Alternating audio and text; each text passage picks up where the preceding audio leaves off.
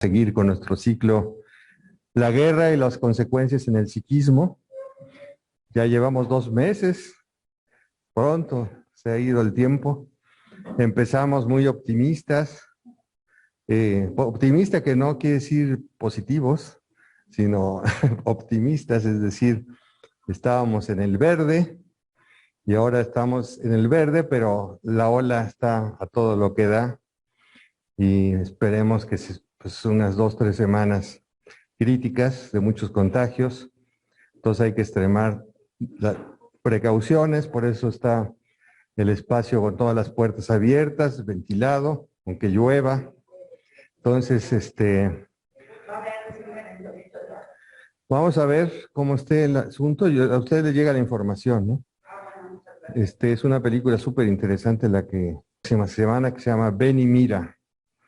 Esa seguramente muchos ya la habrán visto. Esta de hoy, yo creo que pocos, como muchas de las que hemos estado proyectando. También es una película documental, como pasamos también la de la mujer con los 5 elefantes.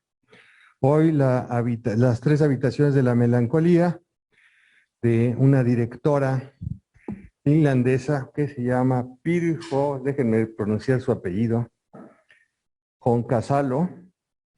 Es extraordinaria, yo he visto varias películas de ella, muy difícil de conseguir su finlandesa, nórdica, para variar. Y pues la va a comentar Alejandra de la Garza, que ya es conocido. La vas a ver en la pared porque no va a venir.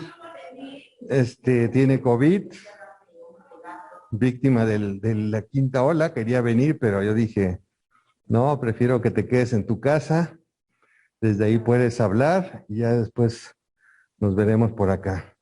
Pues vamos a empezar, son las 6, para que nos dé tiempo. Muchas gracias a ustedes por seguir apoyando a este cineclub. Estamos festejando dentro de la quinta ola el 30 aniversario. Más, tú lo vas a organizar, ¿no? Bueno, vamos a comenzar. Gracias por estar aquí. Este año, fecha exacta no la sé. Sé que empezó en noviembre, a fines del 92, en el Ateneo Español, inaugurado por Pablo España. Fue un ciclo corto y después ya pasamos a otro lugar en el 93, que fue una librería que se llamaba Tomo 17, ahí en Avenida Insurgentes. Yo ya empecé a participar desde esa fecha. Era en una televisión con videocassettes VHS, eran beta, todavía ni siquiera VHS. Pero bueno, las anécdotas las platicaremos después porque ya estamos en la hora y vamos a comenzar. Muchas gracias a ustedes. Bienvenidos a toda la gente que está más allá del Zoom. Bienvenida Alejandra de la Garza, que hoy quería estar con nosotros. Estaba apuntadísima, pero ella pues estaba muy optimista y yo creo que por ser tan optimista resultó positiva y todavía está recuperando en su casa. Aquí hay lluvia, un poco de frío, pero pues la vamos a escuchar a ella con mucha atención.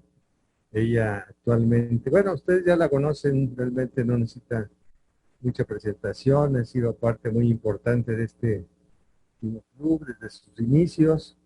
Siempre hace comentarios muy buenos, es muy dedicada, le sugiere una película y yo creo que la ve como 3, 4 veces y se pone a estudiar. Y bueno, a ella ya la habíamos invitado hace ya bastantes años, casi se acababa de estrenar esa película.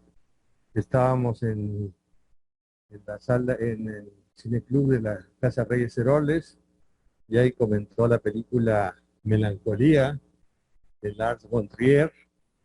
Y es un tema que parece, a mí me da toda la impresión que a ella le apasiona. Entonces, cuando vi esta película y dije, ¿quién la puede comentar? Pues no dudé en pensar que Alejandra de la Garza. Sin más presentaciones, pues le vamos a dejar la palabra, lo vamos a escuchar con mucha atención para después iniciar los comentarios, las preguntas, tanto de los que están aquí como los que están más allá del Zoom. Bienvenida, Alejandra, esperemos escucharte bien. Adelante.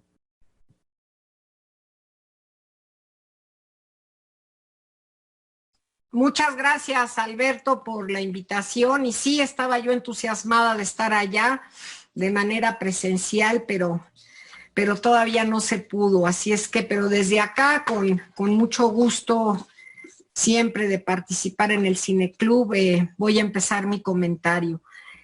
Bueno, esta es una película realmente, por un lado, estrujante. Por el otro lado, es también un documental increíblemente hermoso. O sea, esta hermosa fotografía, secuencia de escenas, manejo del silencio, van a la par de ser atravesados continuamente por el dolor, el sufrimiento de los que están sufriendo la guerra, que en el caso de este documental, pues los personajes principales son los niños, los que están entrando también en la adolescencia. Voy a iniciar mi comentario hablando un poquito de la directora. Yo no conocía a Pirjo Onkasalo.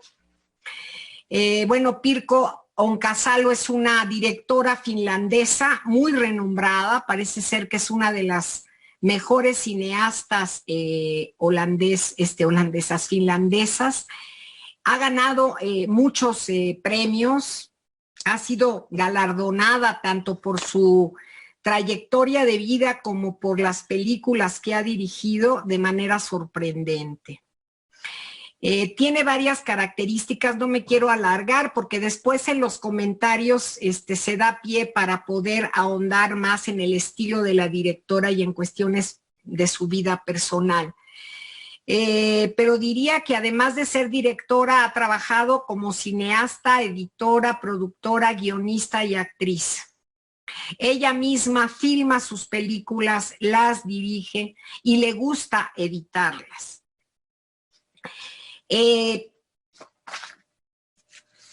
Estudió en Helsinki, en la Escuela de Arte y Diseño.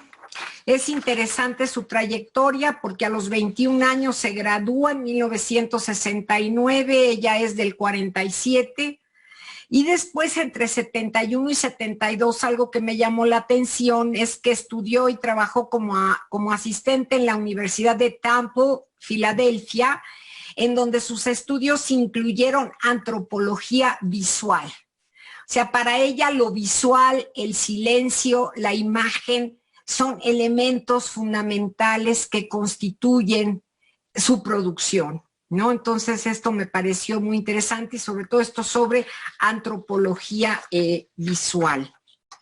Entre su filmografía tiene varias, una que llama la atención, tiene, no sé, como cerca de 15, 16 películas, y una de las más recientes, que se llama Concrete Night, está rodada en blanco y negro, también prefiere el blanco y negro que el color. Ella afirma que en blanco y negro es posible hacer que el entorno y la historia sean más simples.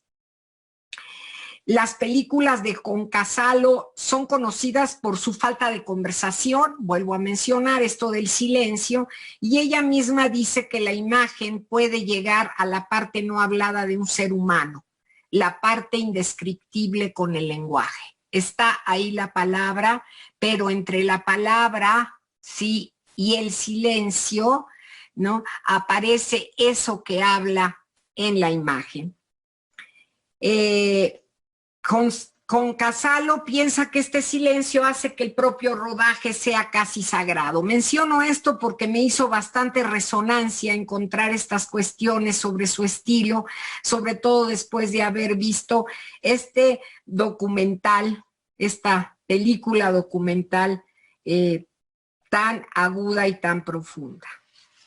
Tiene otras películas, no me dio tiempo de ver, solamente pude ver Atman, pero hay una cantidad de películas que sí me voy a dar a la tarea de ver.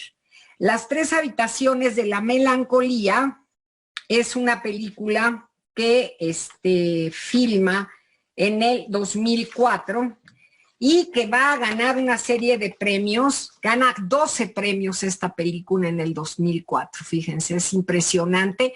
Solo mencionaría algunos. Premio Lina Mangiacaple en el Festival del Cine de Venecia en el 2004, premio de Derechos Humanos, es importante esto porque hay otros premios que se ligan a la temática defensa de los derechos humanos, esto también en el Festival de Cine de Venecia, el premio Seeds of War, Miradas de la Guerra, del Festival de Cine Documental Full Frame en el 2005, también en Tesalónica, me llamó la atención de Tesalónica porque de alguna manera en algunas tomas me recordó a Angelopoulos, en algunas de sus tomas, en el silencio, los paisajes brumosos, me recordó a Angelopoulos, pero bueno, esa es mi asociación porque es otro director que a mí me convoca mucho. Aquí en Tesalónica, en el Festival Internacional, ganó el premio FIPRESI, y otro que me pareció interesante, además no voy a mencionar todos, fue el de Signis, premio de la Asociación Católica Mundial para la Comunicación, en el Festival de Cine de Mar del Plata, todo esto en el 2005. Ahora, entrando a la película, estoy dejando fuera comentarios para poder, para posibilitar la interlocución con ustedes. Bueno, la película se llama Las tres habitaciones de la melancolía. Después de verla, yo no sé si se trata de la melancolía, no sé si se trata de la nostalgia, y no sé si se trata de la depresión. Tres temas que están íntimamente ligados, pero que son diferentes unos de los otros, ¿no? También me encontré con que hay una novela que se llama Melancholia Room, Las habitaciones de la melancolía, que se publicó en el 2009 de Karen Johannisson. Pero viendo las fechas, es primero la película, Tres habitaciones de la melancolía, y después fue esta novela. Bueno, el hecho es que desde principios de este siglo y finales del anterior, el tema de la melancolía, de la depresión, de la epidemia depresiva, ¿no? Han sido temas de múltiples publicaciones, sin tomar en cuenta, por ejemplo, lo que escribió John Keats en su Oda a la melancolía, por ejemplo, ¿no? Pero está dentro de esta temática. Mi única duda, que la pongo en cuestión para luego desarrollarla, sería esta: ¿sí serán tres habitaciones de la melancolía o se tratará de la nostalgia? ¿No? ¿Qué es lo que caracteriza a una otra, o lo que predomina en esas miradas anhelantes, añorantes, sufrientes de los niños? Es más bien sufrimiento, tristeza, y sí, un dejo, me parece, de nostalgia, no un dejo, un gran acento en la nostalgia, en este desear regresar al hogar, al pasado, a ese pasado que ya es inaccesible. Entonces, estas tres habitaciones de la melancolía va a tener de contexto el contexto de la guerra de Chechenia. La guerra de Chechenia fueron dos guerras. La primera guerra en el 94-95, donde los que salieron victoriosos en contra de los rusos, cuando era Yeltsin el presidente, fueron los chechenos. Y después vino una segunda guerra, que es donde está enmarcada esta película, que es la Segunda Guerra, que empezó en 1999 y terminó en el 2009. Un personaje importante de esta película es la capital de Chechenia, que es Goritz, ¿no? Este pueblo devastado que sale en la segunda habitación. Pero bueno, tomando en cuenta las tres habitaciones aparecen como topos, como lugares distintos, como una guerra que se está jugando paralelamente en una misma zona geográfica que llegó a ser un país, la Unión de Repúblicas Soviéticas Socialistas, y que después se fue independizando las distintas repúblicas de un poder central. Pero el contexto es un conflicto, digamos que entre hermanos, entre comillas, que tienen diferencias culturales importantes, en donde aparece, por ejemplo, en la Segunda Guerra, que es la temática del documental de Jon Kasalo, aparecen los musulmanes, ¿no? Aparece este otro lugar a donde la mujer que recoge a los niños en la segunda película los lleva al orfanato. Ahorita lo desarrollaremos. Pero son 3 habitaciones, sí es cierto, en donde se desarrolla.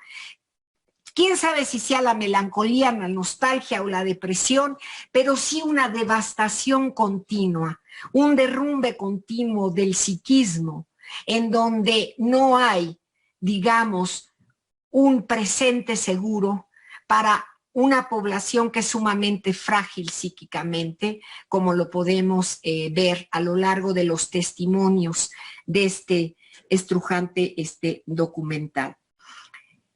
Y el primer lugar donde se desarrolla en una isla cerca de Petersburgo, en una academia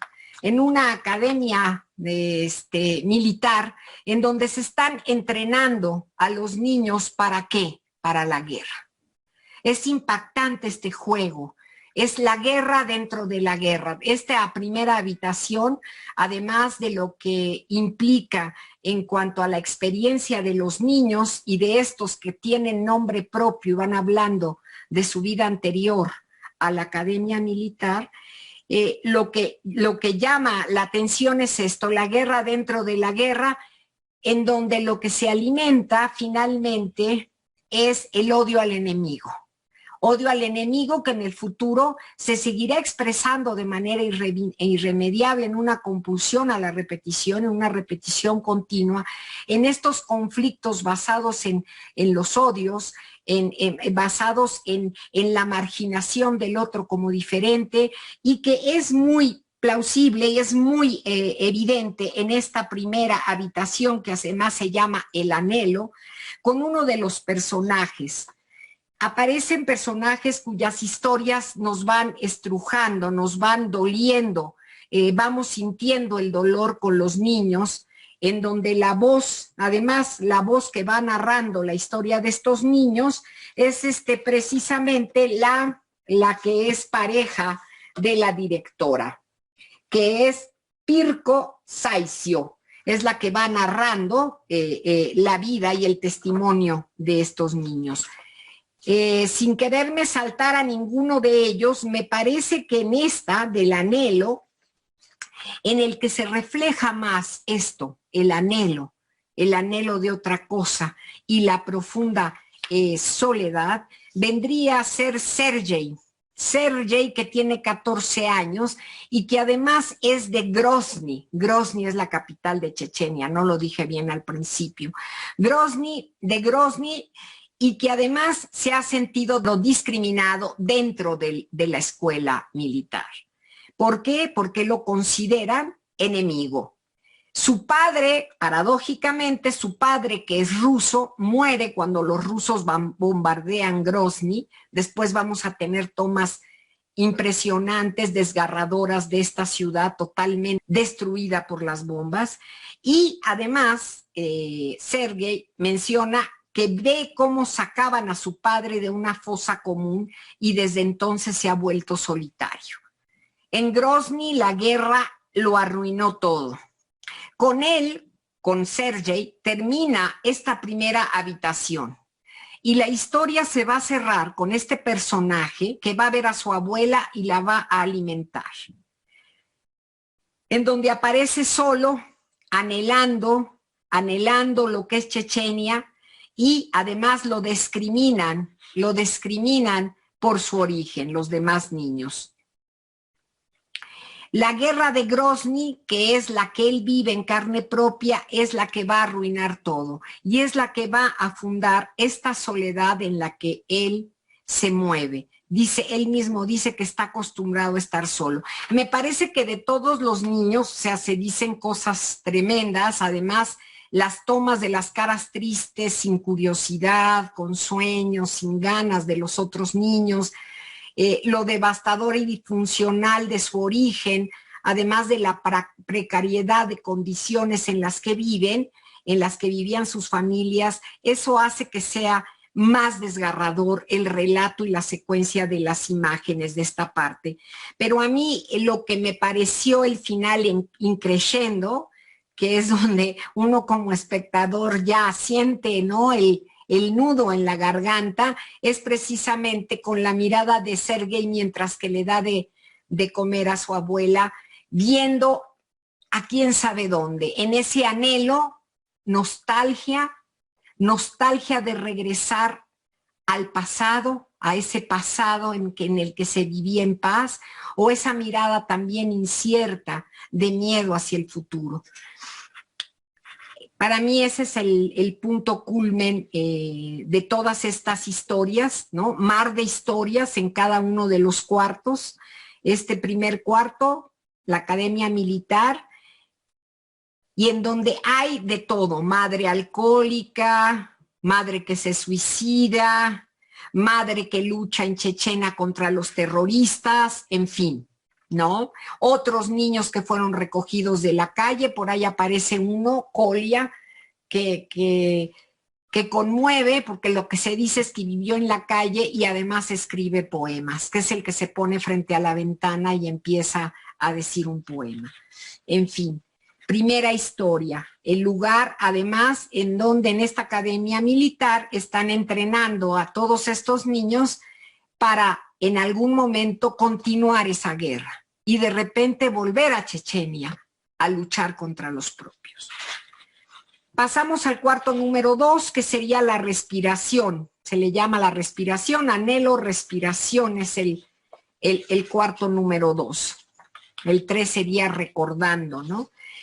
En este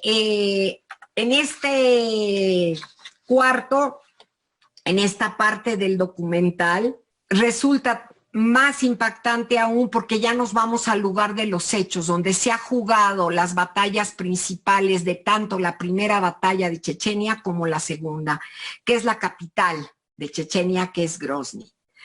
La exrepública soviética que lucha por su independencia. En la primera guerra lucha por su independencia y sale victoriosa. En esta segunda no.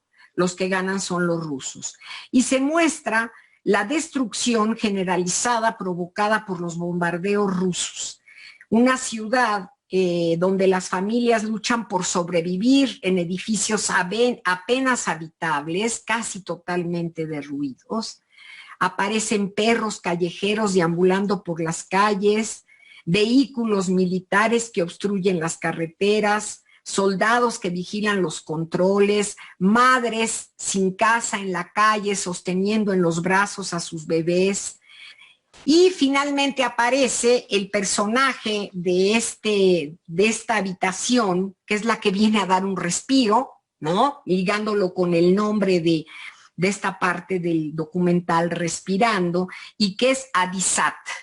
Adisat, la voz que narra, la presenta como una mujer que desde la primera guerra de Chechenia se ha dedicado a recoger niños para después llevarlos a una especie de orfanatorio o a una especie de hogar, refugio, donde pueden ser acogidos, alimentados, ¿no?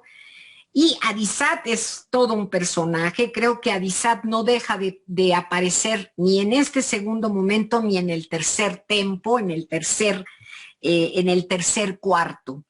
Adisat es una mujer singular que se dedica a apoyar a las personas y recoger a los niños desde estas dos guerras. Y en esta desgarradora parte del documental, aparece la separación de 3 niños de su mamá que se envenenó porque tomó agua con aceite y petróleo. Una mujer que estaba destinada a la muerte, ¿no? Un caso entre tantos, más si tomamos en cuenta la dimensión de esta guerra, que en esta segunda guerra, se supone en la segunda guerra de Chechenia, hubo por el lado de los chechenos 50,000 muertos, según lo que estuve revisando. Pero aquí la temática es, primer tiempo, lo desgarrador, lo devastador, ¿no? De una guerra que no puede dejarnos de evocar a lo que está pasando ahora en Ucrania y en Kiev, ¿no? Me parece. Está viendo uno esas escenas y está viendo uno, está imaginando uno la repetición de lo mismo en Ucrania. Después de ver este panorama introductorio a lo que produce la guerra y que de repente creo que lo que logra la directora es acercarnos y sin ánimo de ningún morbo o amarillismo a lo humano destruido por una guerra. Para pasar en el segundo momento a la entrada de Hadisat a la casa en donde están estos niños y en donde se da un mínimo diálogo donde lo que le está diciendo es: tú te vas a morir, me voy a llevar a tus hijos para cuidarlos. Y viene la parte desgarradora, ¿no? Que es una parte que estos niños me parece que representan de manera muy fehaciente, muy profunda, la separación de todos los niños que sufren en la guerra la pérdida de sus padres. Y entonces, bueno, toda esta parte es desgarradora cuando el niño está, creo que es el hermanito mayor, está secándose los ojos y también le seca los ojos a la mamá, la niña chiquita le da de comer y además Hadisat da un tiempo como para la despedida, no como, da un tiempo para la despedida. Esa parte me parece que es desgarradora y afortunadamente, digo yo, por lo que siente uno como espectador, lo que viene después es ir elaborando con los niños, ¿no? Con los niños que se separan de su mamá, sobre todo el más grande, que era el que no dejaba de llorar, este alejamiento del hogar, de la casa y de la madre, ir atravesando todos los retenes militares y sin dejar de sentir, de mirar y de percibir este ambiente aguerrido en el sentido literal, este ambiente de guerra en acción que los acompaña hasta que llegan a la frontera, de Chechenia con Ingushetia, que está a 4 kilómetros de la frontera de Chechenia, que ese va a ser el destino de estos niños en un refugio en donde van a poder encontrar, aún dentro de la guerra, como veremos, dentro de este ambiente irremediable de guerra. Además, recordemos que en esta segunda batalla de Chechenia duró 10 años, ¿no? Van a tener una paz posible. El camino cada vez los aleja más de la madre, los aleja más de su origen y también los acerca más a un futuro incierto, ¿no? En este tema aparece Hadisat como la visa, la posibilidad de pasaje en esta aduana y frontera para estos niños, porque como la madre ya agonizante dicen, ella no tiene pasaporte ni lo puede conseguir. Esta es la segunda parte, en donde, bueno, lo que son las tomas de cerca de los rostros de los niños, son conmovedoras y creo que pasa esto, como que generan una conciencia de otro tipo sobre los efectos psíquicos, lo que mencionaba Alberto al inicio, de la guerra, en este caso, en estos personajes que por su edad son aún tan frágiles. Pasamos al cuarto número 3. El cuarto número 3 se llama Recordando. Ya es la llegada de estos niños a Ingushetia. Lo que se visualiza en esta parte, ¿no? Después de la frontera con Chechenia, pareciera que es no sé si sea un pueblo de pastores, ¿no? Pero sí se dedican a criar sobre todo vacas y cabras, ¿no?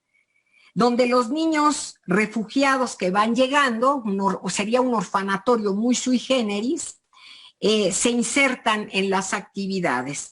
Se da como de una manera natural eso que podríamos mencionar o definir como una terapia ocupacional, una forma de integrarlos de otra manera a la comunidad. Creo que algo de lo impactante de este tercer cuarto, recordando, además de las historias que se juegan ahí, que me parece que estas tres que aparecen son muy importantes, también dan cuenta de los efectos de la guerra en distintos tiempos, es precisamente las formas, los modos de integración de este exiliado por la guerra, arrancado de su lugar por la guerra en otra comunidad, y la forma de rituales que le dan una red, contención y una posibilidad de inserción a un grupo. Eso me pareció sumamente bien logrado. Aparecen dos personajes que se parecen además en el nombre, que son Aslam y el otro, Aslam y Adam, ¿no? Aslam, además llama la atención esto, que en la escuela militar están viendo un programa de noticias, porque nada más pueden ver noticias en la academia militar, en donde se ve un ataque terrorista, precisamente de los chechenos, ¿no? Y por otro lado, en el refugio, precisamente Aslam está viendo el mismo documental. O sea, todos ven este mismo documental, todos es un decir, en este lugar de refugio y en el colegio militar, pero desde diferentes lugares, con mensajes distintos, ¿no? Aslam tiene 11 años, tiene una historia desconocida, fue encontrado en una caja de cartón en una noche helada, abusado sexualmente por rusos, y Adisat piensa que Aslam es ruso, pero curiosamente desde que llega ahí Aslam, él quiere ser o checheno o musulmán. Y una parte también que va a ser la parte más intensa, me parece, de este final, no feliz, pero de este final, de este documental testimonio, es precisamente cómo Aslam se va ligando al ritual de la danza alrededor de la comida, en esta ceremonia ritual de marca de los nuevos con la sangre de la cabra crucificada, sacrificada, no crucificada, sacrificada, ¿no? Hay escenas paralelas. Están estas escenas paralelas viendo las noticias de la guerra, mientras el niño ve, o sea, maneja estas cuestiones contrastantes de una manera magistral y sí, sin mucho diálogo, con mucho silencio, la imagen habla más que la palabra y entonces paralelamente se dan por un lado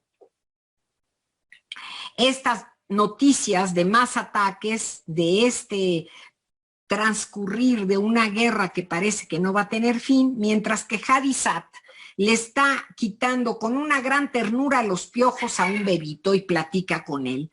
Inclusive les está diciendo que a todos les va a comprar helado. A mí se me hizo un contraste impresionante, un contraste demoledor y también conmovedor, ¿no? Aparece otro personaje, Adam, 12 años, de la ciudad de Grozny, y su padre fue asesinado durante la primera guerra chechena y su madre pierde el equilibrio mental y lo trata de aventar, ¿no? Desde un balcón del 9º piso. Vaya historias, vaya consecuencias nefastas de una guerra que no deja de ser absurda e irracional. Por otro lado, otra cuestión que me llama mucho la atención es cómo va jugando con estas tragedias devastadoras, cómo son narradas, cómo van acompañadas del silencio y aparecen estos paisajes, podría decir nostálgicos, melancólicos, que son como un remanso entre tanta destrucción, y aparecen, por ejemplo, los dos caballos en un bosque vacío, casi cada uno cerca de los árboles, esto como preámbulo a lo que sería el ritual. Me pareció que es como un ritual de iniciación de los 3 niños nuevos que llegan a esta comunidad, musulmana, ¿no? Es un momento, esto me hizo pensar varias cosas. La importancia de los rituales, cómo este ritual de bienvenida a estos niños puede restituir en algo la devastación psíquica que han sufrido al ser integrados en la comunidad, al ser integrados a una colectividad. Incluso sus ojitos de asombro mientras que se les está poniendo la marca de sangre en la frente, después se pasa a la comida y después se pasa a la danza. Me parece que esto es, dentro de la guerra, generar un espacio que contiene, que como continente permite marcar límites y fronteras en la temporalidad, ¿no? Y me recordó también un texto que luego suelo mencionar de Byung-Chul Han, en donde habla de la importancia de los rituales, ¿no? Y en donde dice que la eliminación de los rituales hace que desaparezca el tiempo específico. Y lo que permiten precisamente los rituales son ritos de pasaje, ritos de integración, ritos que promueven una identidad posible. Entonces me parece que todo lo que se va jugando entre sacrificar a la cabra, marcar la frente del niño con sangre y después la danza para comer, es todo un tema en donde, a pesar del salvajismo, de lo irracional y de la bestialidad de la guerra, algo se puede ligar, algo se puede construir que dé sentido, que permita en la mirada de Aslan, por ejemplo, o de Adam, el otro, atisbar aún dentro del miedo, la tristeza, la nostalgia o el sufrimiento, algo de esperanza. El texto del ritual me pareció muy importante, y un punto también que es muy conmovedor, son dos, que es el de Aslan, cuando después de estar danzando,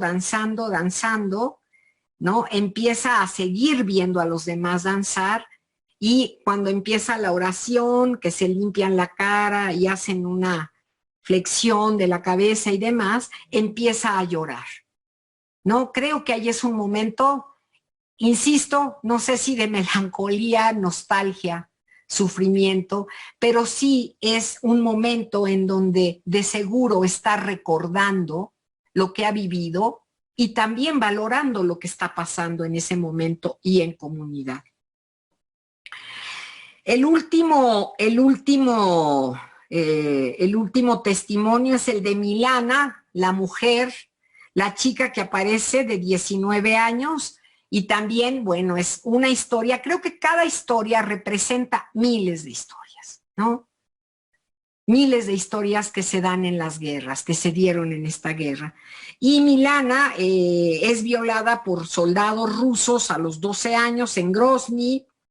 Después aborta a raíz de esta violación en el 7º mes, y cuando cumple 13 años, Adisat, vuelve a aparecer Adisat, la encuentra, ¿no? Y le ofrece una oración rezándole a Alá, que también no deja de ser conmovedora, porque en ella incluye que se le salve de la vergüenza, que cuide a los huérfanos que llegan, que cuide también a Adisat, ¿no? Para que siga. Y finalmente termina pidiéndole un canto, que cante la niña que lleva en sus brazos. Esa escena también me parece que es de una sencillez y de una profundidad, que los mensajes que podemos recibir a partir de esto, de lo que sería la pulsión de vida que puede aparecer aún en medio de la destrucción resulta impresionante. Y bueno, esta tercero termina de manera esplendorosa, me parece. Es otro amanecer, empieza a salir el sol y empieza para esos niños devastados, ¿no? En un nuevo cambio, pero en un cambio acogedor, cálido, ¿no? Una nueva jornada donde es lo más parecido a un ambiente familiar y donde, por ejemplo, llama la atención cómo son despertados con toda calma, ¿no? No hay prisa, se les despierta con toda calma. Se van desamodorrando hasta podríamos decir que con placer, poco a poco, para incorporarse al nuevo día y sin dejar de oír otro contraste, que nos pega, ¿no? En nuestra humanidad, entre comillas, este placer, esta calidez, a la par que se escucha en la lejanía los bombardeos. Y el miedo en sus caras, de los mayores más que de los más chicos, apretando las mandíbulas y enrojeciendo sus labios, apretando las mandíbulas y sus labios en sus enrojecidos ojos, son las imágenes con las que se cierra esta tercera habitación de la melancolía. Y digamos, yo lo vi como cierta cerecita en el pastel, pero de manera positiva, están los bombardeos y empieza a pasar un tren y el silbido del tren, que traté de buscar qué puede significar el silbido del tren, pero para mí el silbido del tren, que muchos años estuve en un internado donde a las 6 de la tarde sonaba un tren, sonaba el tren donde se había ido mi madre y me había dejado ahí interna, siempre me recordaba a la familia, me recordaba al hogar, me recordaba a lo cotidiano, me recordaba a lo que va y puede regresar. Finalmente, creo que al final ese tren nos recuerda a esa vida, a la vida que a pesar de todo sigue. Bueno, ahí dejaría yo mi comentario de esta película, de este testimonio, ¿no? Y los invito a que podamos hablar. Una última cosa, la música me pareció extraordinaria. La música es de Sana Salmencalo. Estuve escuchando música de ella en Amazon Music y estuve buscando y parece ser que es una destacada música. Tiene ahorita, mientras que el Pirjo Oncasalo ya tiene 70 y tantos años, Sana Salmencalo tiene como 50 y tantos años y es una prestigiosa compositora también finlandesa. La música me encantó y quedó, o sea, la compuso especial para la película, ¿no? Y me parece que acompaña la secuencia de imágenes de una manera extraordinaria y en sintonía con estos mensajes que van más allá de las palabras. Ahí dejaría ahora sí el comentario, Alberto, para entrar al comentario con los compañeros que están presentes. Bueno, un aplauso para Alejandra. Muy buena tu presentación, muy interesante además, y que hayas mostrado, señalado, nombrado a casi todos esos niños que van apareciendo ahí, ¿no? Creo que eso es algo muy importante. Bueno, sí, esta directora a mí siempre me ha gustado mucho, he tenido la oportunidad de ver varias de sus películas.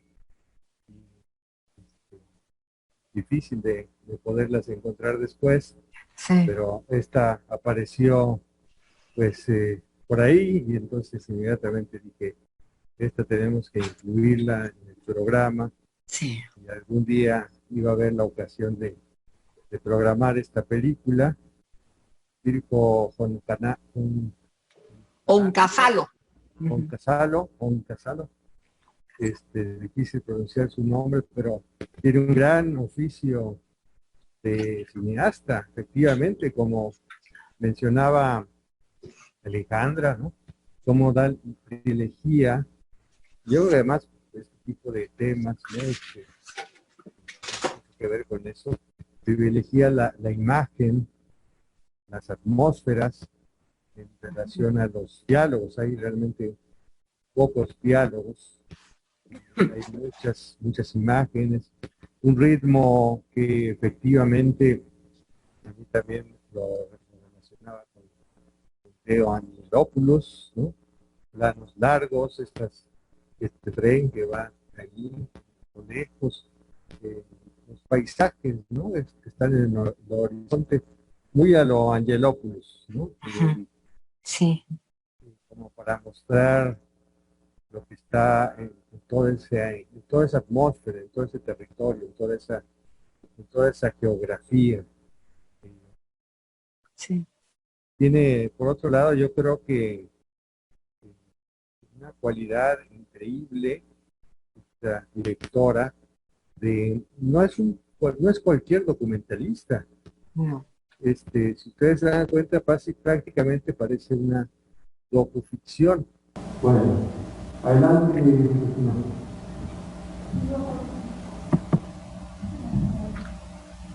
Muchas gracias. Bueno, a mí esta película me corrió unas curiosidades, Alejandra, de la presentación. No tengo mucho más que agregar a lo que tú has dicho y lo que ya comentó Alberto.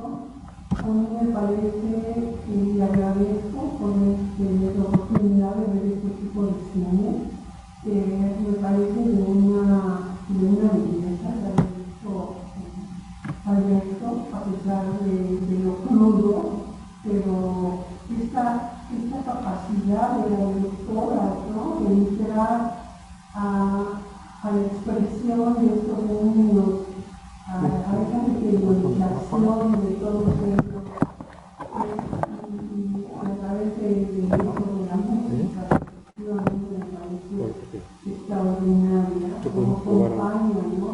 Toda la película de una manera totalmente efectiva. Y bueno, nunca más, no dejado no aguanta película de la emoción que provoca, ¿no? Ver esta mirada de la guerra a través de los niños y todas las historias, ¿no? Que genera. Muy emociona y a la vez muy Sí. Alejandra, ¿quieres responder algo o te seguimos pasando la palabra? Seguimos, porque estoy de acuerdo con ella, la música, las imágenes, o sea, la capacidad, estamos de acuerdo, me parece muy bueno su comentario. Sí. Bueno, aquí hay ya varias manos levantadas y voy dando de acuerdo a como fueron levantando. No se quiten los cubrebocas, por favor. Estamos en contingencia, voy a saludarte, pero no sabemos. Buenas noches, agradezco al doctor Montoya por esta película y a Alejandra, te felicito, me encantó su comentario, que extrañábamos, que bueno que ya tenemos. Yo estuve en la Unión Soviética 2 veces, hace 42 años, y yo vi una Unión Soviética llena de viejos. Y había todo eso, porque fuimos a una escuela de niños, como los que salen en la película, y veía la angustia de los niños porque tenían que estar así y contestaban. Era una escuela en que hablaban español. Entonces yo vi el interactuar de la maestra con los niños y sí era una educación muy rígida, pero tenían una gran preparación, los niños estaban así. No vi limoneros, vi todo el mundo bien vestido, hasta los bananeros, con unos abrigos de pieles excelentes. Todo el mundo se compró el gorro que traen los de el primer cuarto, todos los que íbamos en el turismo, yo no me compré nada porque no tenía tanto dinero y fue todo muy palomita. La tía adulta, la gran experiencia, y decía ella, nosotros para comprar algo lo necesitamos, pero de verdad lo necesito. Entonces había una educación diferente. Yo desde que era joven, estudiante de la prepa, pues veía a los Dostoyevski, a Gorky, a todos esos que me fascinaban. Y me fascinó llegar a San Petersburgo, que ahí se menciona en la película, y que verdaderamente es encantador porque tú ves a los rusos, ahí en San Petersburgo, pescando en el río, ahí están paraditos, no hacen nada, pero se ve que están pescando. Entonces, en el mitad, algo muy bueno. A mí la película me impresionó mucho porque me recordó cuando yo estuve ahí. El primer cuarto es triste, pero a la vez esos niños tienen comida, ropa, tienen una disciplina muy rígida. Pero al final de ese primer cuarto, lo que me llamó mucho la atención fue de los dos niños que hablan por teléfono a su mamá. Sí. Eso es muy impactante, porque sienten, ven por mí, son las vacaciones, quiero estar contigo, mami, etc. Ese es un punto muy importante. La importancia más de la mamá para los niños, adolescentes y bebés, que se vuelve a ver en la segunda parte, en el segundo cuarto. Los tres niños llorando. Ese segundo cuarto fue más doloroso para mí. Me impactó el niño grande que se decía más, nosotros no se daban tanto cuenta de lo que decía, porque la mamá estaba casi agonizando. Y la señora se los trata muy bien, les pone paciencia y todo eso, y que van a salir en el tercer cuarto. Entonces, a mí me impactó mucho y fue el cuarto más doloroso del segundo. Y el tercero, ya se ve que los niños ya están adaptados a él todo, y ahí vi, bueno, en los tres cuartos está la importancia del arte, de la música y de la danza. Quiere decir que para nosotros, o para los chilenos, o para todos ellos, es muy importante el arte. Y yo cuando estuve ahí, fui a ballet, nos llevaron a todos los chicos, al circo que lo mencionan ahí en uno del joven de 12 años, que vaya al circo con su mamá, el mejor circo, el ruso, porque todos los equilibristas tenían seguridad y no pasaban aquí. Bueno, aquí en México vimos nosotros, Manuel y yo, a Carlos de Alcázar jugando en la mesa de apoyo con los estudiantes universitarios, altísimo nivel, y luego hubo conciertos de balalaika de este tamaño como bajo, y cantaron Cielito Lindo en español con una pronunciación perfecta. Claro, en la película pone muy mal a los rusos porque los rusos violan a la muchacha esta de 19 años, pero yo digo, en esta guerra de Ucrania y Rusia, pues parece que los Zelensky está levantando falsos testimonios para que se vayan contra Putin. Si no es el bueno Zelensky, llevó a su pueblo a una guerra que va a durar mucho y que está afectando a nivel mundial. Yo lo descalifico a Zelensky, lo pongo como una asesina. Y yo digo a las mujeres no queremos la guerra, queremos la paz. No somos violentas, queremos acceder a lo mío y queremos un mundo mejor. Muchas gracias. Gracias por tu comentario. ¿Se escucha bien, Alejandra? Sí, escuché, a veces me costaba trabajo y aunque acercaba la oreja, pero sí, me pareció muy bueno el comentario. Esto que dice, yo no lo había visto así. Mi lectura de las tres historias fue a partir de la orfandad, Entonces me invadió a mí tanto la orfandad que no vi esto que tú dices, la importancia incluso de la madre o función madre en las tres, ¿no? Ese es un comentario que me parece muy interesante. Y en el de los niños, al principio, como dices, ahí se ve claramente el anhelo de ver a mamá. Cuando tú lo decías, yo pensaba, los que tenían mamá, porque muchos eran huérfanos, ¿no? Pero esto que resaltas me parece muy importante. Y luego lo que dijiste, si escuché bien, del arte y de la danza, la música, ¿no? Y la danza. Así es, que congrega, crea lazo social. Y bueno, toda esta cuestión de... una cuestión nada más quería señalar, nada más como dato. Conozco a una persona que es de Kiev, y una de las que nació en Kiev y es relativamente, es jovencita, ¿no? Pero una de las cosas que más le impacta de esta guerra de Ucrania es cómo es posible que los que siempre y tantos años fuimos hermanos, ahora estemos en guerra y nos matemos.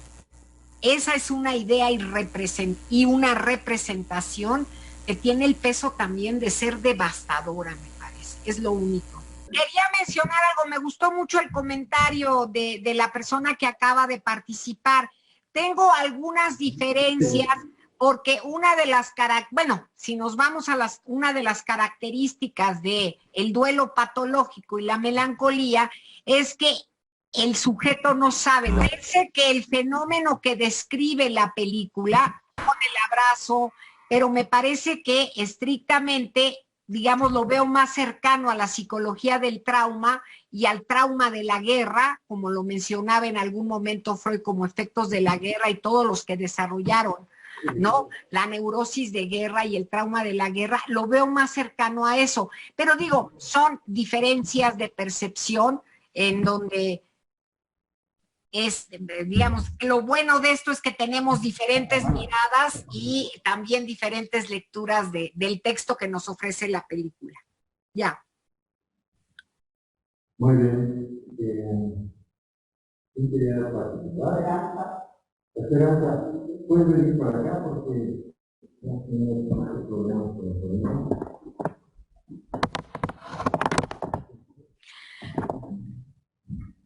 Bueno, a mí me parece esta película me impresionó mucho, no la vi que ahora no tuve tiempo de verla antes, y me identifiqué con la impresión de que trataba de ver una vez. Porque la verdad, como lo decía, de manera que había muy a fondo, es una película que da muchos años para pensarlo. Y creo que también para pensar lo que pasa en el mundo, ¿no?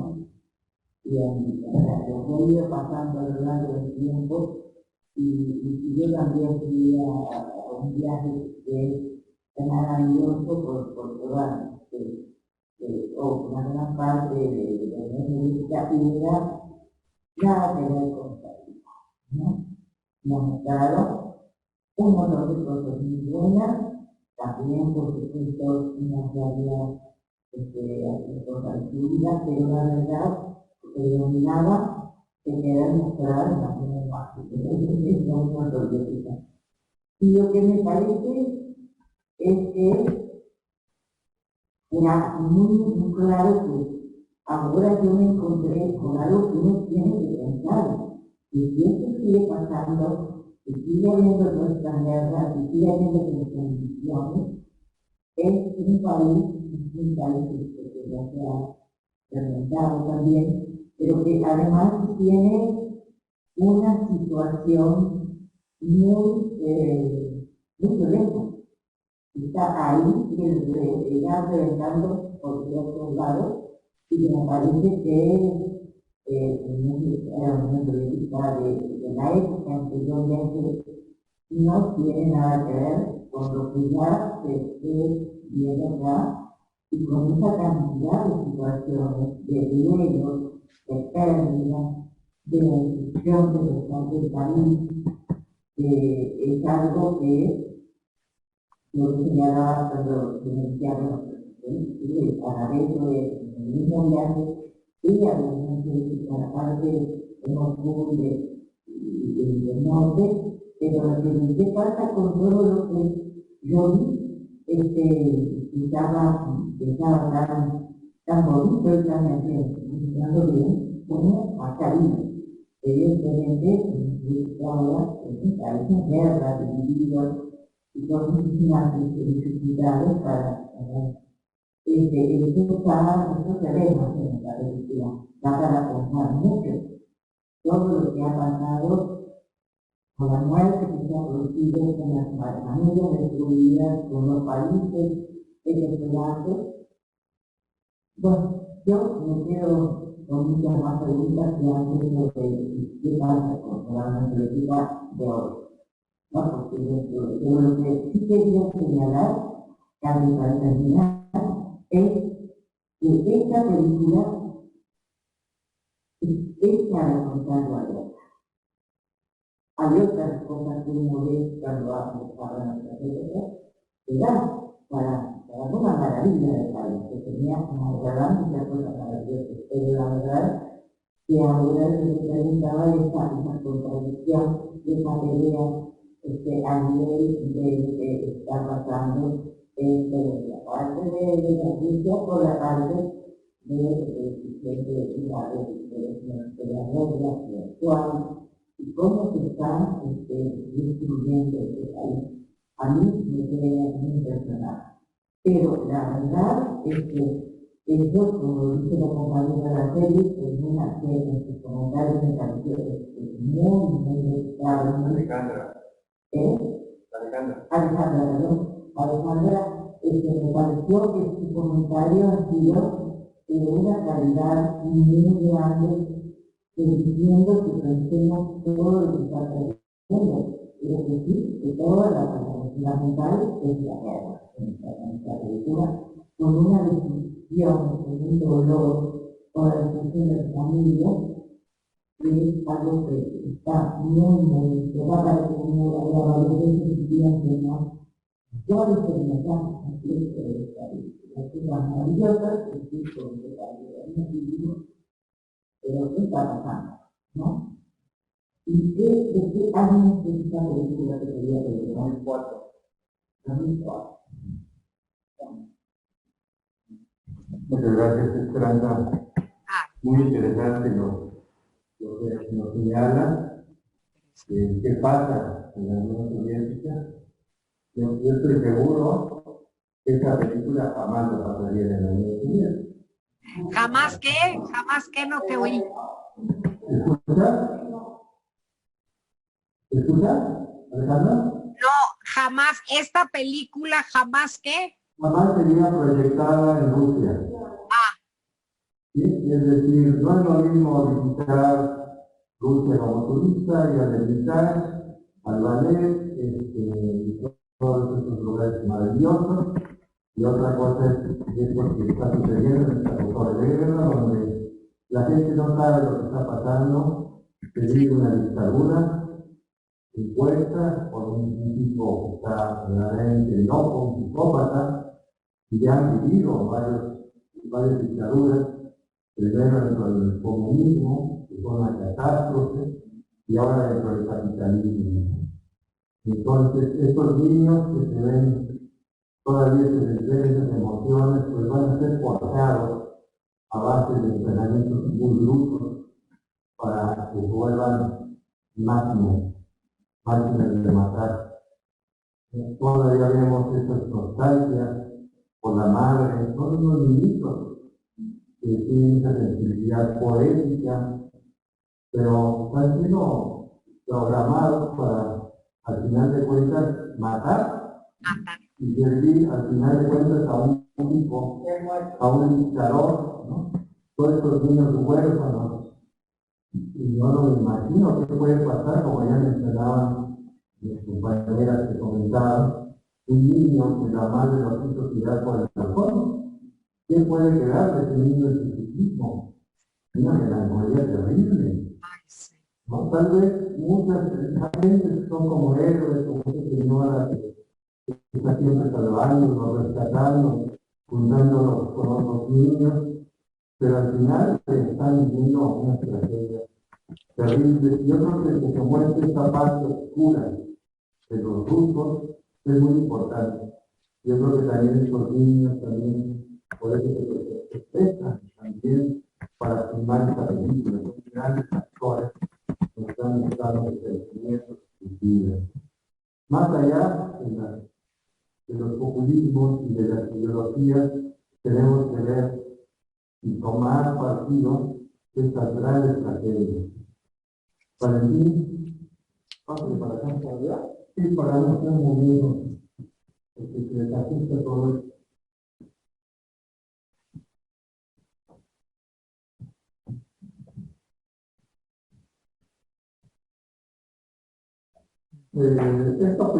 Esta película, bueno, hay que comenzar por el nombre de uno, según dijeron, fue Valentín Bricón.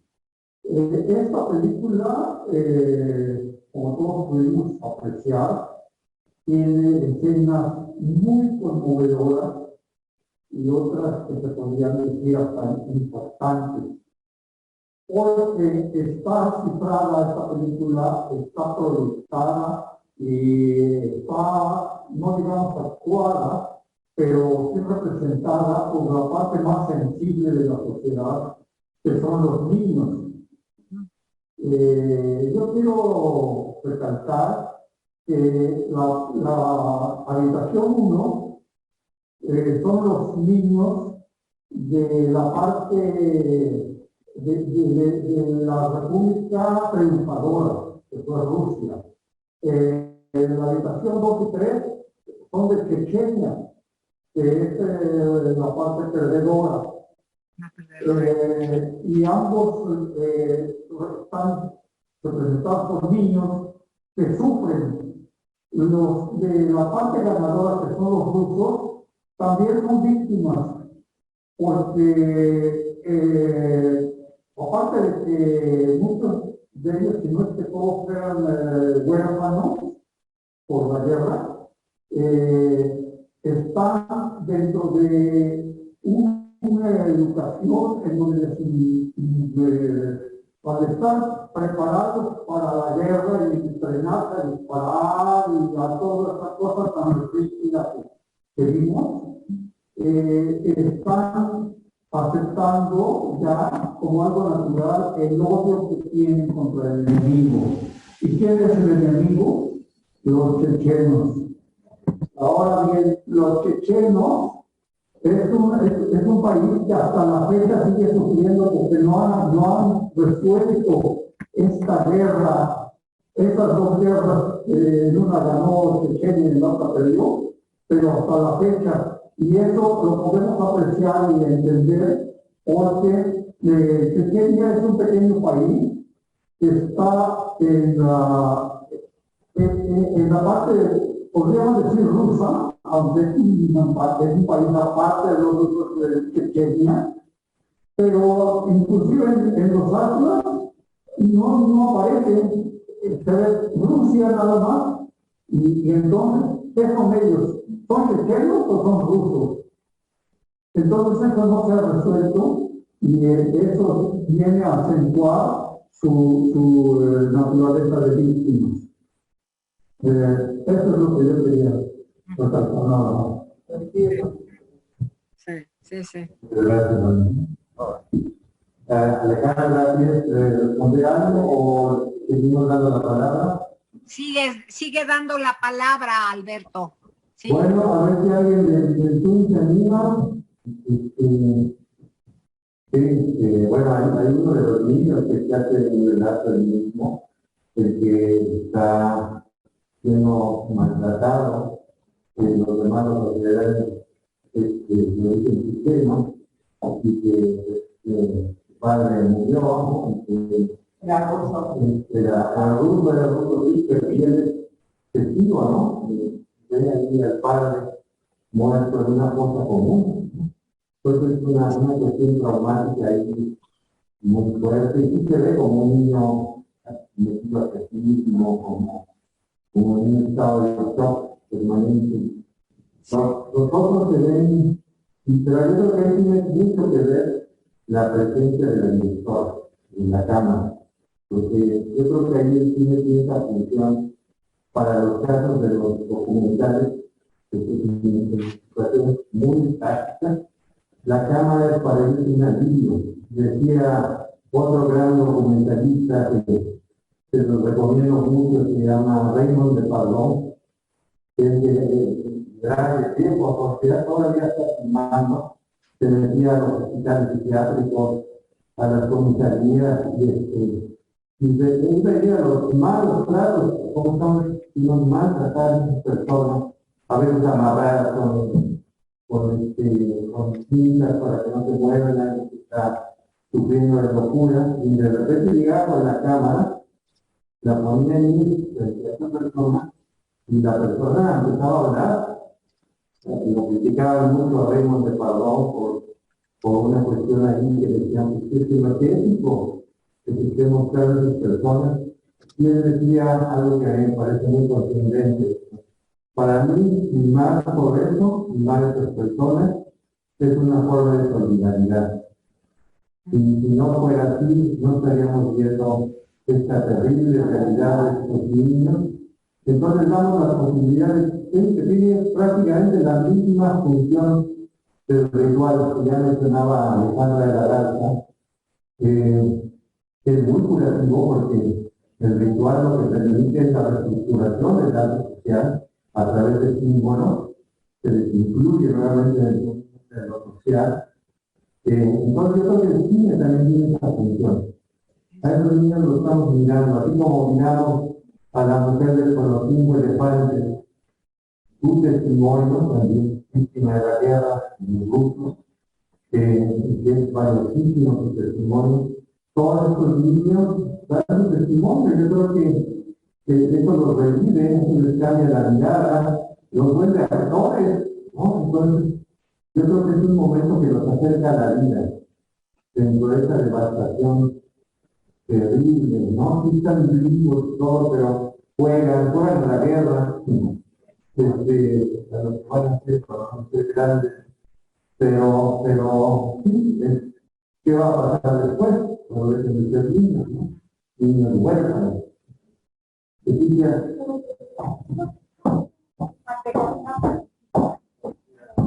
Lo que sabes vemos en todos nosotros un gran sufrimiento, un dolor enorme. Y una parte de la melancolía que me parece que la directora pudo expresar muy bien, cuando los niños, si nos damos cuenta, y es algo que a mí me impactó mucho, yo no había visto la película, es muy buena. Los conocimientos que la directora tiene sobre toda esta patología, porque la patología del duelo, justamente la lo dijo muy bien Alejandra, pero me parece que ese dolor lo vemos todo el tiempo con esas miradas, ese sufrimiento, y me llamó la atención que no hay una sonriendo. No se aparece uno nada más, dos finales, pero todos los demás están en una situación de trauma, de dolor, de sufrimiento ante la pérdida. Es cierto, y el melancólico, que está muy descrito, de hecho, todo se habla de nivel de melancolía, todo el tiempo está, parece que con la mirada perdida, pero en el fondo está muy dentro del tiempo, elaborando ese traumático. Gracias. Bueno, pues salimos ahora a seguir en la cámara. Estamos por conectar el cable a la electricidad para que nuevamente nos puedan ver. Estamos acá, creo que ya. Sí, muy importante esto que tú mencionas. No sé si del Zoom alguien quiera participar. Aún no se nota nada,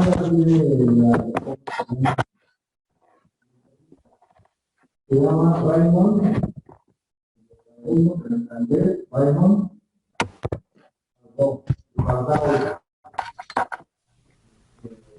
Recomiendo mucho. Bueno, está desde tú, Jorge Quevedo. Puedes tomar la palabra. Gracias. Bueno, dentro de lo que leía yo un poco de esta película, es que dice que es un crítico que no lo mencionan bien ahí en donde leí, que es una de las películas más tristes que se han filmado. Y yo creo que todos coincidimos en en ese capítulo 2, ¿no? Y yo creo, si fue una actuación de los niños, pues esas actuaciones son de Oscar, son supremamente dirigidas para lograr qué es lo que hace uno cuando va al cine, qué sentimientos le provocan a uno y cómo se conecta uno con todo eso. Se vuelve uno partícipe de lo que están sintiendo, nos ponemos en los zapatos de ellos, ¿no? Entonces sí, es que es catalogado una de las películas, yo no me explico por qué en las películas documentales no fue una de las que figuraron en aquellas épocas, no lo sé, ¿no? Ya saben, es el negocio, quizás las relaciones, ¿sí? Y, dice, la directora dice que se trata de una película artística, bueno, la crítica sobre esa película, que es de una película artística y delicada, y nos muestra una situación desesperada y terrible, ¿sí? Am, al final del día, ¿qué es lo que busca el apellido es medio rarito, pero Ancosalo, ¿no? No, Joncosalo. Casalo. Es Joncasalo, perdón, Casalo. ¿eh? Bueno, mejor Pirjo, suena más sencillo. Ella, pues, cómo colabora, ¿no? Me llamó la atención que es una finlandesa y cómo se conectan con eso. Y ella es lo que trata de hacer con esta película. Dice que ha hecho lo máximo que podría hacer para ayudar a las víctimas de esta larga barbarie, afirmar y mostrar su humanidad. Y dice, ahí va la lección ojalá los políticos se hubieran comportado en el campo que les corresponde, del mismo modo que esta cineasta en lo suyo, ¿no? Así concluyo mi comentario. Y bueno, la idea de ella es eso, ¿no? Como en muchos otros, gente humanista que hace esfuerzos para denunciar en el mundo atrocidades y así como también lo dice ella misma, dice los niños, vidas interrumpidas demasiado pronto, ¿no? Sí. Entonces, sabemos toda la situación de tristeza y bueno, pues sí, melancolía. Gracias. Muchas gracias. A ver, Patricia Camargo, adelante, bienvenida.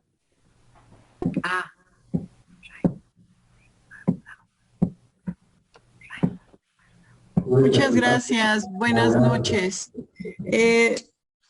Creo que sería muy difícil ver esta película sin sentir lo desgarrador de la guerra, ese dolor ante la pérdida de aquello que consideramos nuestro mundo y que nos puede dar una estabilidad tanto psicológica como emocional, económica y social para continuar con la vida.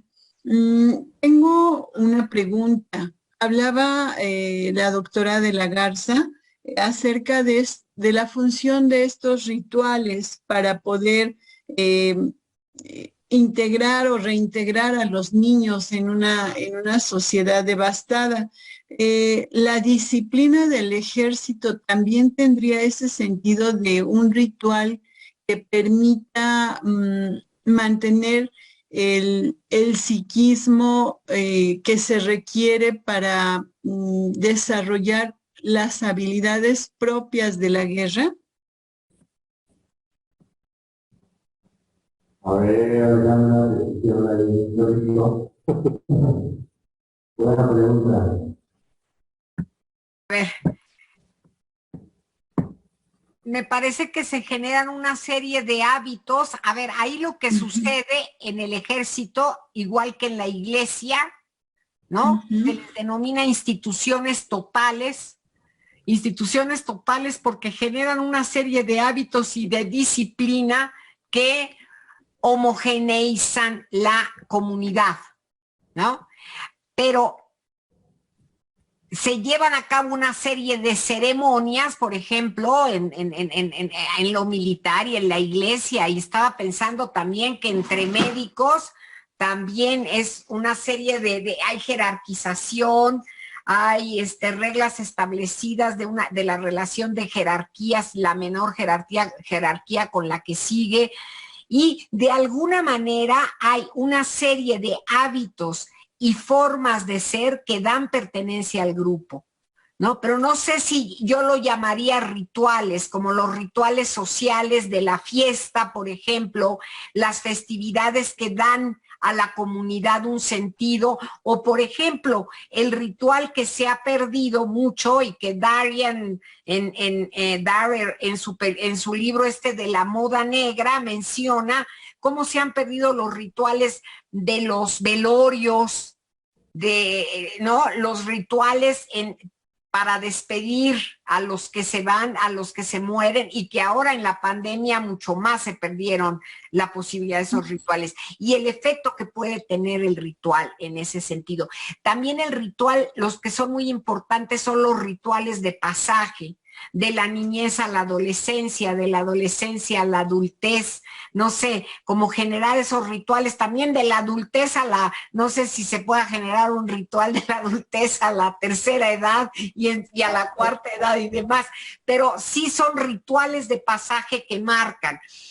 Podría decirse que cuando un cadete en el colegio militar llega a un grado superior, pues es como una nominación, pero me resulta difícil verlo como un ritual, aunque dé contención, aunque la disciplina dé contención. Lo mismo que un internado.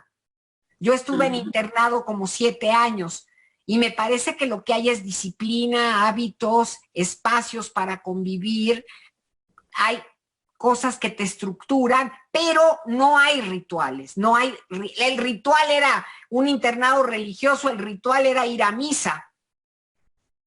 Podría decirse que era algo como un ritual, pero no, el internado como institución total me parece que no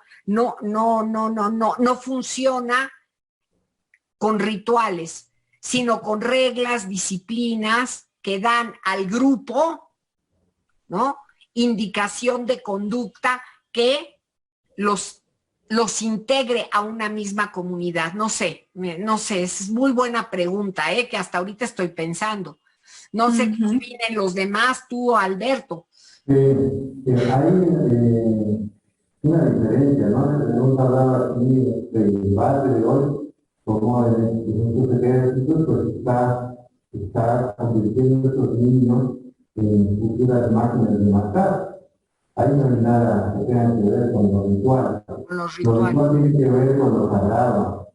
Lo ritual siempre es una ofrenda a los dioses, donde algo se sacrifica. Normalmente lo que se sacrifica en la actualidad son ofrendas, animales, flores, por el ritual de la comunión, etc. Hay un libro que les recomiendo muchísimo que explica muy bien la función del ritual. Una conferencia que dio a Vivago cuando estuvo en el hospital psiquiátrico, que fue así como cierre de sus memorias, fue a Vivago de esa conferencia de televisión, se ha dado de alta, y ahí habla de la función de los simbólicos de los rituales. ¿Qué libro es, Alberto? El ritual de la serpiente. Sí, ese ya lo tengo. Básico ya para los antropólogos, exploradores, y yo creo que tendría que ser para los psicoanalistas. Que se ha editado al sexto piso.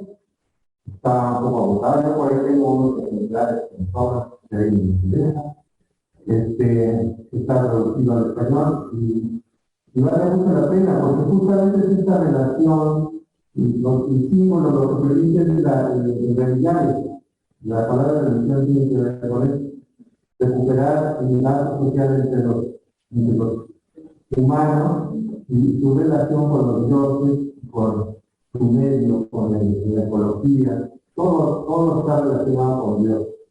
Entonces, yo creo que eso diferencia lo religioso, lo ritual, Lo ritual siempre tiene algo de religión, lo militar no creo. Estamos sobre el tiempo. Alejandro de la Garza, pues ha sido una excelente conversación y como siempre, muy buenas presentaciones. Gracias. Te agradecemos mucho, no sé si quieres cerrar con algunas palabras antes de despedirnos. No, pues nada más agradecerte y para mí la riqueza del cineclub tiene que ver, uno, con el trabajo que uno puede hacer de reflexión al ver la película que nos propones, pero algo que es sumamente rico, que creo que es lo más rico, es cuando empiezan todos a participar y cada quien va dando su visión. Eso es sumamente enriquecedor. Y me parece que es un momento que es el clímax del debate, ¿no? Cuando todos dan su opinión y nos exponemos, ¿no? En esta confrontación o intercambio, me parece genial. Gracias por el espacio, Alberto. También tiene algo de ritual en el cine. Sí. Ahora, y justamente por la medida que podamos analizar cosas, podemos encontrar lo bello también del humano, no solo esta dimensión atroz. Yo cuando les dije de este sitio, les dije que también íbamos a hablar de la guerra, pero también del amor. Y yo creo que hemos estado viendo películas que nos sacuden, pero al mismo tiempo, como las tragedias griegas, en la medida que podemos analizarlas, se convierte, nos da cierta alegría, nos da cierta felicidad. Viva las mujeres y los hombres también. Nos vemos la próxima. Nos vemos la próxima. ¿Es el ritual de la serpiente?